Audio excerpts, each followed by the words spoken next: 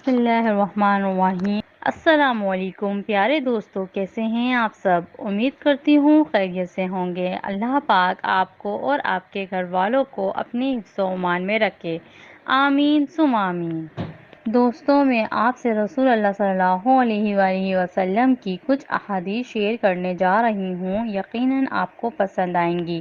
اسے آپ اپنے دوستوں سے بھی شیئر کریں۔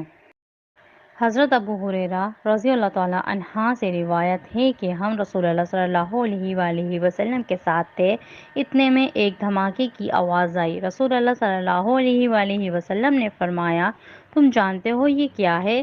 ہم نے عرض کیا، اللہ اور اس کے رسول خوب جانتے ہیں۔ رسول اللہ صلی اللہ علیہ وآلہ وسلم نے فرمایا، ایک پتھر ہے جو جہنم میں پھینکا گیا تھا 70 برس پہلے، اب اس کی تہ میں پہنچا ہے۔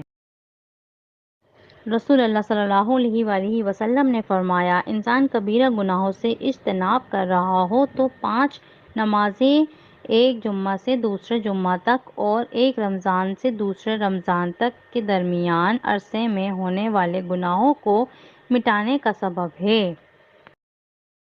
2 شخصوں کو دیکھ کر اللہ تعالیٰ مسکراتا ہے۔ رسول اللہ صلی اللہ علیہ وآلہ وسلم نے فرمایا، ایک وہ ہے جو سرد رات میں اپنے بستر اور لحاف سے اٹھ کر وضو کرتا ہے اور نماز پڑھتا ہے تو اللہ تعالیٰ فرشتوں سے پوچھتا ہے، میرے بندے کو یہ تکلیف برداشت کرنے پر کس نے ابھارا ہے؟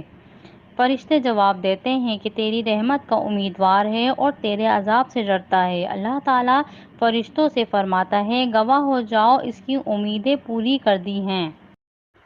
دوستو، اگر آپ حدیث سننا پسند کرتے ہیں تو چینل کو سبسکرائب کریں۔